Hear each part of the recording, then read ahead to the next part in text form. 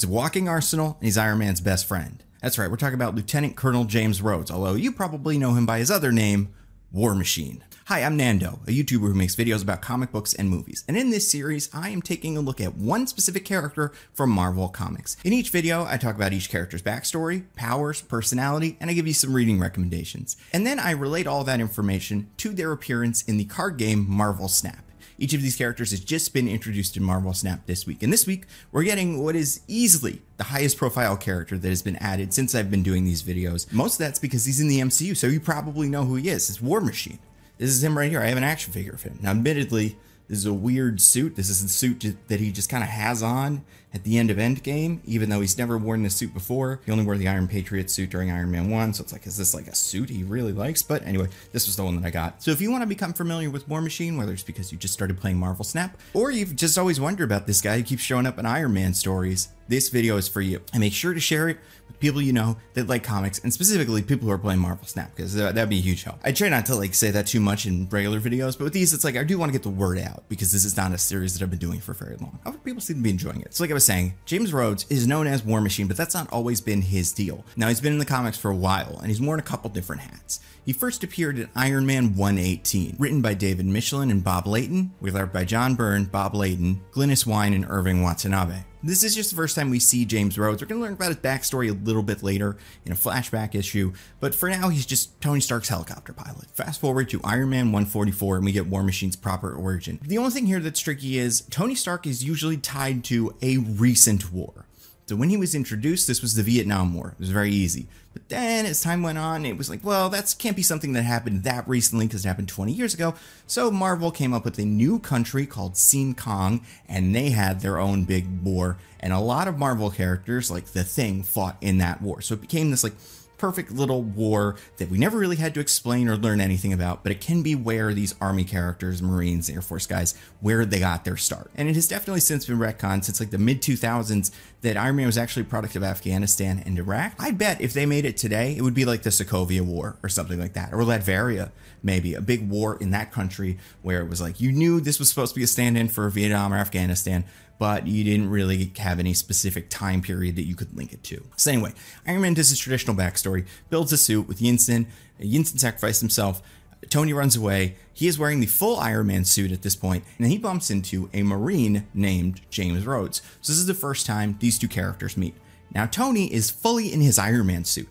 And if you don't remember, for the beginning of Iron Man's story, most people did not know he was Tony Stark. Like, this was a secret identity. People believed the Iron Man was Tony Stark's bodyguard. That's why there's that little joke in the first Iron Man movie when Tony is talking to Coulson. He's like, what's my backstory? This guy's my bodyguard. People aren't going to buy that. That's what the original backstory was. And like, he showed up in this Iron Man suit and like a jacket. So like, I don't know. I don't think he expected James Rhodes to be like, is that just a normal man? But like, he wasn't like, hi, my name's Tony Stark. He was just like, I'm Iron Man. And I don't think War Machine thought he was some sort of alien or something, but he was just like, all right, whatever, you got a secret identity, we'll work with that. Rhodes let Iron Man power himself up using his helicopter. Then the characters teamed up and escaped, and from then on, they were good friends. But so for a while, James Rhodes was just a guy Tony knew who worked for Tony Stark. But then, the most significant single Iron Man story, besides maybe Extremis, but like the Iron Man story, Demon in a Bottle, started, which is the story where Iron Man became an alcoholic. And it started to disrupt his Iron Manning. And Tony still had to fight supervillains, but he was doing it badly. So he realized, like, I can't do this. I can't be Iron Man anymore. But this other guy, I know he seems pretty capable. He's smart. He's a Marine. I guess he's about the same body type as me, so he could fit into the suit. So Tony reveals his identity to Rhodey and gives Rhodey the armor. It's like, you be Iron Man now. So for a while, Rhodey was Iron Man. There was no War Machine, just went straight to Iron Man. This is what he's doing in Secret Wars. I saw someone a while back, maybe like a year or two ago, on Twitter, looking at some of the Iron Man dialogue in Secret Wars, like, why is Tony talking like this? This is not, who would write this character this way? That was Rhodey at the time. And obviously, like, the people around Iron Man were like, this is something's up, but nobody knew who Iron Man was, so they couldn't completely pin down exactly what was going on. Eventually, Tony got better, but he did like Rhodey being in the armor, and he obviously had to get his stuff together because he had to deal with people taking over his company, the usual Iron Man story. But there was a problem. Rhodey was good at using the armor, but because of neural stuff going on with the helmet, he got really bad headaches when he used it, and then he got really bad headaches when he wasn't using it. So this was something where this helmet only worked for Tony. He didn't know that, but if somebody else used it for an extended period of time, it would mess with their brain. So this set Rhodey on this path to get really angry, and eventually Tony had to fight Rhodey, but they sent Rhodey to the shaman and he fixed everything. So then Rhodey was good. So next big story with Rhodey, early 90s, Tony fakes his death.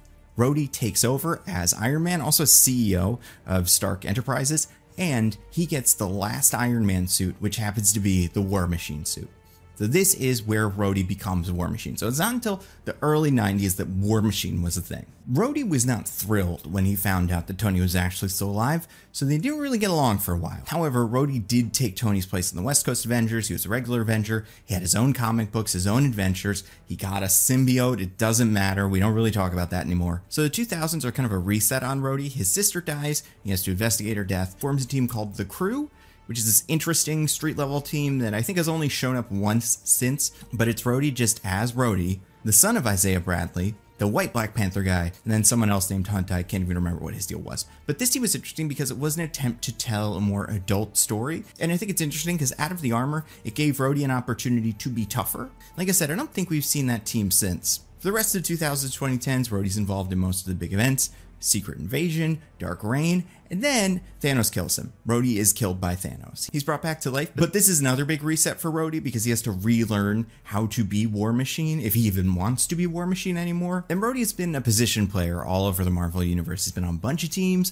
like I said, West Coast Avengers, regular Avengers, Force Works, Secret Avengers, One, which was the Sentinel Squad, The Crew, and he's basically had at least an invitation to be on every big team that Iron Man's been a part of. War Machine's usually friends with Tony, the other Iron Man characters, Captain America, all those guys. I would say his one significant relationship that's come up a lot recently that hasn't really been touched on in the MCU outside of like one line that people read a lot into, although I would say at least now it's non-existent, right? That could come up in the future, although I'd very much doubt it, is that in the comics, he was I wouldn't even say boyfriend's probably the right way to call it, because for a while they were one of those no labels relationships, but he was dating Captain Marvel, Carol. And like I said, the two had this interesting, very adult relationship where they were both like, listen, you go to space a lot, go do space stuff.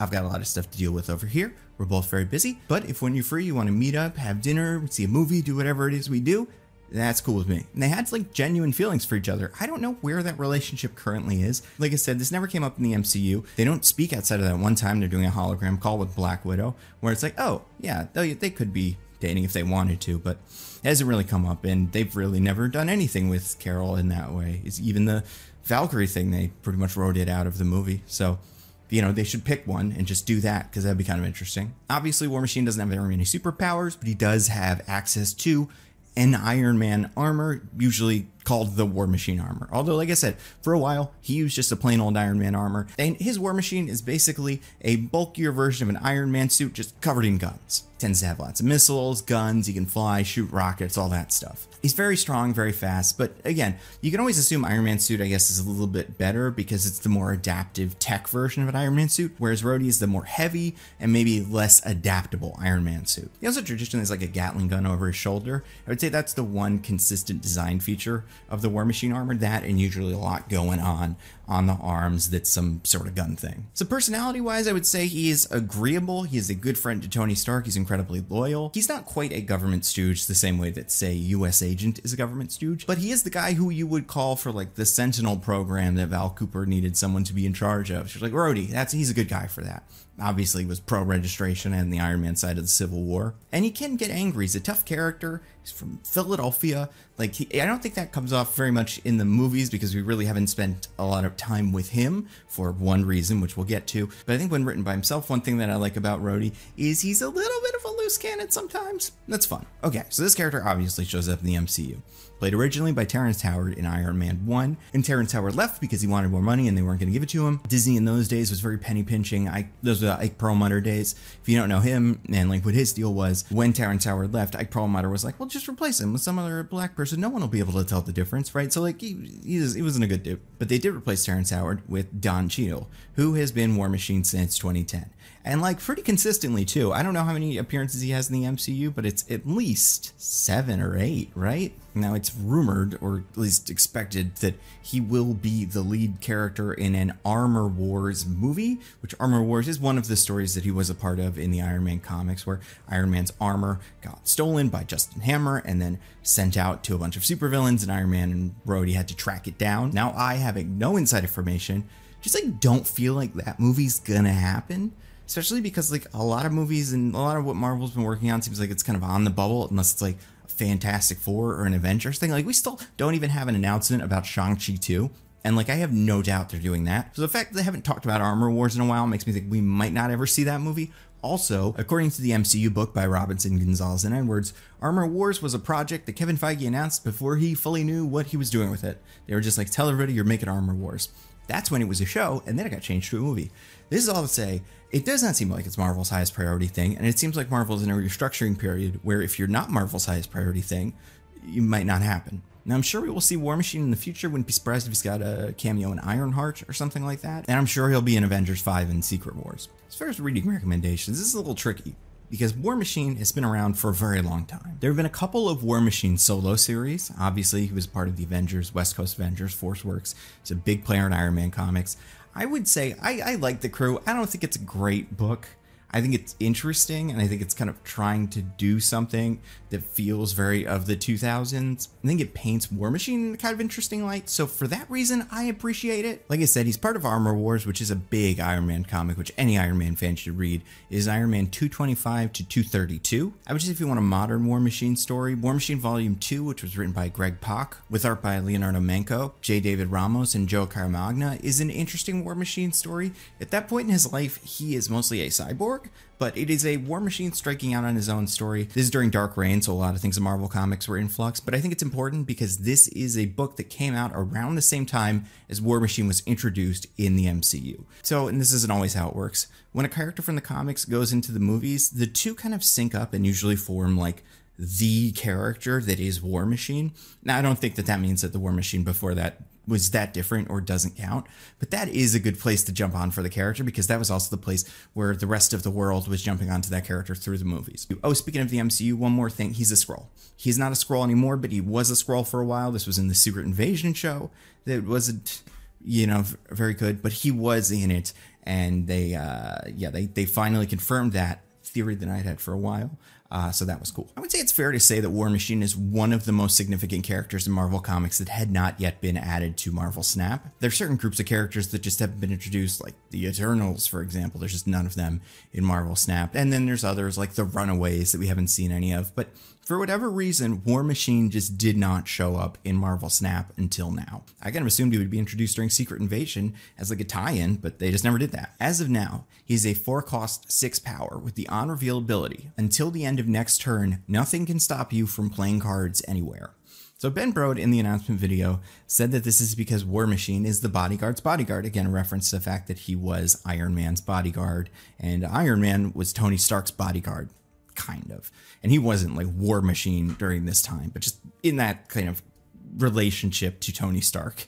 Like, he was the guy who helped Iron Man. So, you know, for that reason, he kind of can escort you, I think is how they describe it. I think you could relate it kind of to Iron Man 3 when he is the guy that the president calls for an escort. Now, to be fair, that character is actually a different guy, but like that is what the army would do. They'd be like, hey, War Machine, help us get to this place. So they would do that. I do think War Machine is one of those cards that I think in Data Mines we found out had different abilities, like he used to kind of be what Kazar is now. So I wonder if this is an ability that he was given recently, but it doesn't seem like with some of these guys like Loki from the beginning, they're like, oh, he's going to switch cards in your hand. That's going to be so much fun. It seems like this is an ability that they kind of retrofitted to War Machine, which, to be fair, true to the spirit of this character, I would say overall this feels okay. I don't think this is the best use for him, but I do understand what they were going for. Like in an ideal world where there aren't certain characters that are already doing certain things in Marvel Snap, he would have Beast's ability, right? Because what he did was he found Iron Man and he brought him back. He helped get Iron Man out, which he should be in the bounce deck, right? And he's, I mean, you could technically put him in a bounce deck if you wanted to put a lot of cards out, but I mean, that's not what he's used for. What he's used for right now is enabling cards like Infinaut and Ebony Maw and making locations like the Sanctum Sanctorum accessible. I don't think he has good synergy with any of his friends like Iron Man or Rescue. Honestly, I think he almost has synergy with Captain Marvel, except I think it's kind of redundant because she's a card that can move on her own anyway. Again, why this couple kind of works. They're independent, you know? They don't need each other to do things. They can do things together. But it's like, you know what? You do your own thing. You fly over to the location with the lowest power, and I'll get all these other guys over to here. Like, that's cool. So yeah, do I think this is an incredible War Machine? No, but I think we could have gotten worse. Out of all the characters this series, I would say he's maybe the 4th best out of 5 in terms of just being a good representation of his comic counterpart. I would say Cannonball's the best, because I didn't even think about this, but also Cannonball leaving the rock in the space where he killed a guy could be a reference to the fact that he used to work at a coal mine, so that's fun. And then you got Hope. I think her power is good, and I think it matches how useful that character's supposed to be. And I like the idea of chasing Hope Summers being like why you get more power when you're close to her. I think that makes sense. I think Mockingbird works very well with the shield cards. It's very simple, but it doesn't need to reinvent the wheel. Then I think we got War Machine, who's okay. And then we got Pixie, who got this crazy magical ability that I do not think matches the amount of magic this character actually does. Anyway, that's War Machine. Again, I am Nando. I've got a channel called Nando V Movies, and then this channel, The Nando Cut. If you enjoyed these videos, share them with your friends. I'm going to make more. Got a lot of Thunderbolts coming up. I love the Thunderbolts. Baron Zemo is one of my favorite comic villains. I'm very excited to talk about him. Then after that, The Exiles, which I have not thought about in a very long time, but I'm also very interested in talking about. So stay safe. I'll see you guys around.